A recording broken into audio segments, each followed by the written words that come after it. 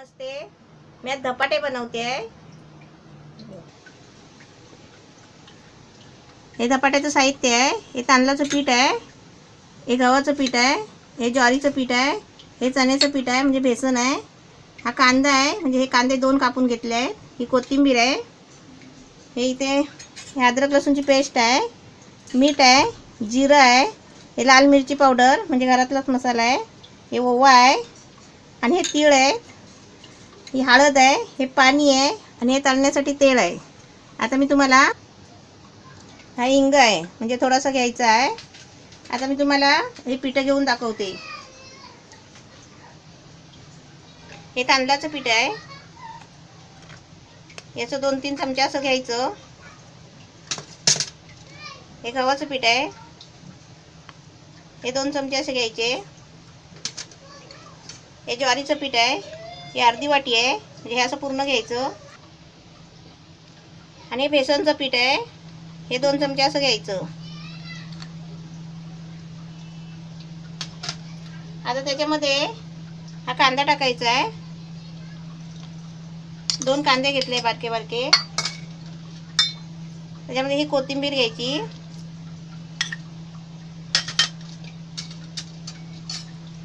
ही अद्रक लसूणची पेस्ट आहे,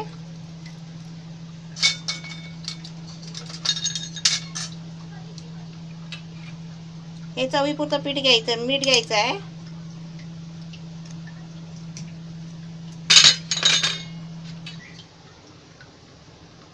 हे जिरं आहे, हे जिरं असं थोडं घ्यायचं अर्धा चमचा। आणि हा ओवा आहे, ओवा घ्यायचा थोडा,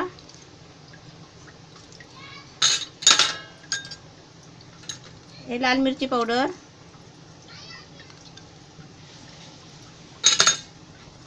हे हळद आहे,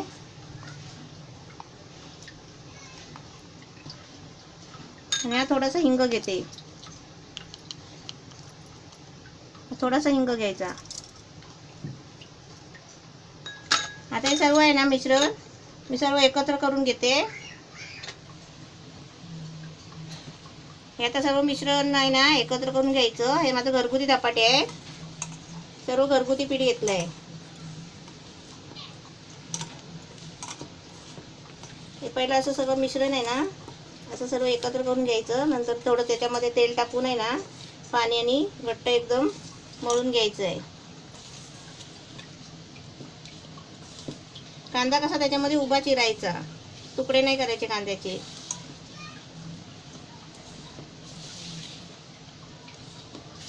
आता हे सर्व मिश्रण एकत्र केलं ना तर त्याच्यामध्ये थोडंसं असं हातावर तेल घ्यायचं।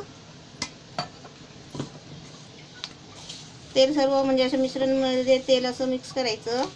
त्याच्यानंतर आपण पाण्याने थोडंसं म्हणजे घट्टच मळून घ्यायचं आहे, त्याचे चांगले गोळे बनले पाहिजे ना म्हणून थोडं थोडं पाणी टाकायचं म्हणजे तिचं पूर्ण घट्ट व्हायला पाहिजे। एकदम पाणी ओतलं की कसं पातळ होणार। हे कसं घरगुती आहे, नाही तर काय काय म्हणजे लोक करतात ते भाजणी बिजणीचं असतं त्यांचं, ते काय भाजणीचं नसतं। हे असं घरगुती बनवायचे असतात धपाटे।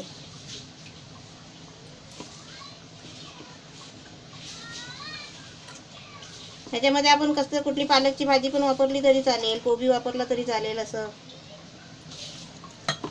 बटाटा पण उकडून शिजवून आहे ना किसून पण टाकतात।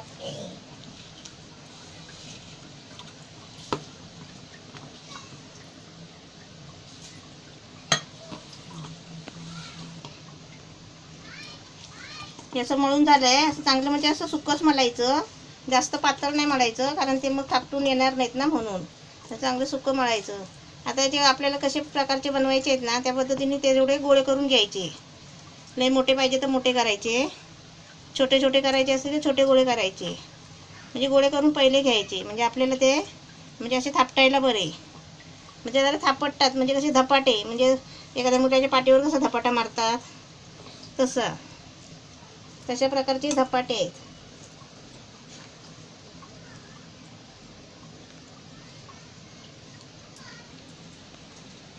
मी बघा असे गोळे करून घेतले। आता मी ते पहिले थापटून घेते आणि नंतर भाजून दाखवते। असं हाताला तेल घ्यायचा म्हणजे कसं चिपकत नाही हाताला,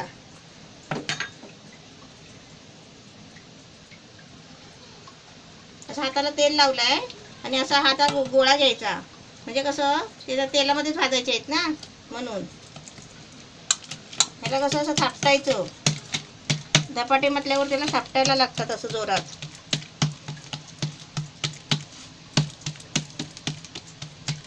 आपल्या येतील तसे असे चांगले पातळ थापटायचे. असे सर्व आहेत मी म्हणजे थापटून घेते पहिले. प्रत्येक टायमाला हाताला तेल लावून घ्यायचं आणि पिशवीला तेल लावायचं.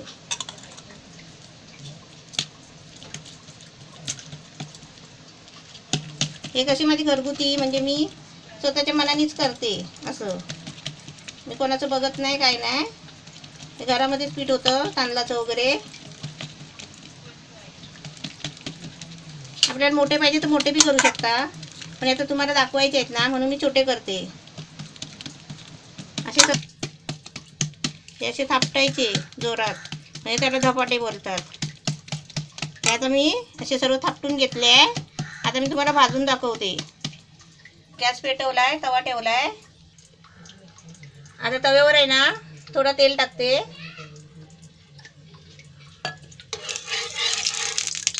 धपाटे कसे आहेत, आतमधला कांदा बिंदा शिजायला पाहिजे ना, म्हणून त्याला तेल लागतो. नाहीतर ते तुम्ही म्हणाल तेल किती वापरते. धपाट्यांना कसं आतून बाहेरून सगळं पिठं शिजला पाहिजे, कांदा शिजला पाहिजे, त्याच्यासाठी आपण तेल वापरायचं.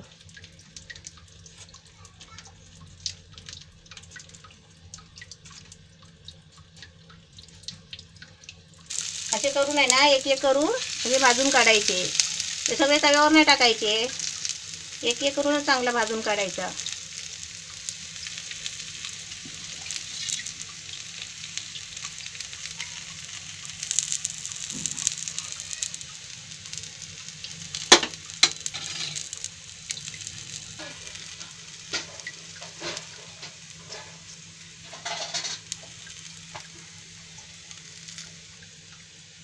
आता थोडं मी त्याच्यावर झाकण ठेवते.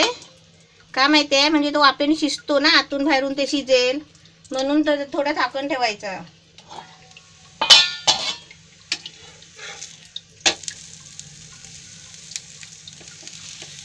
मस्त भाजलाय बघा, वास पण छान येतोय. तेल लावून आहे ना चांगलं भाजून घ्यायचं कडक करून,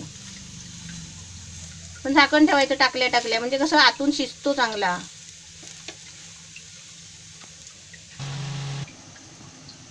हे धपाटे थापून घेतले आणि ते विसरली मी ते तीळ लावायला. हे सफेद तीळ आहे, हे असे एका बाजूने असे लावायचे छान, मग दिसायला पण छान आणि खायला पण छान असतात. हे असं मी विसरली ना दाखवायला, त्याच्यामुळे आता मी असे सर्वांना तीळ लावून घेते आणि भाजून झालेले आहेत. ते आपण दह्याबरोबर किंवा सॉस बरोबर खाऊ शकता.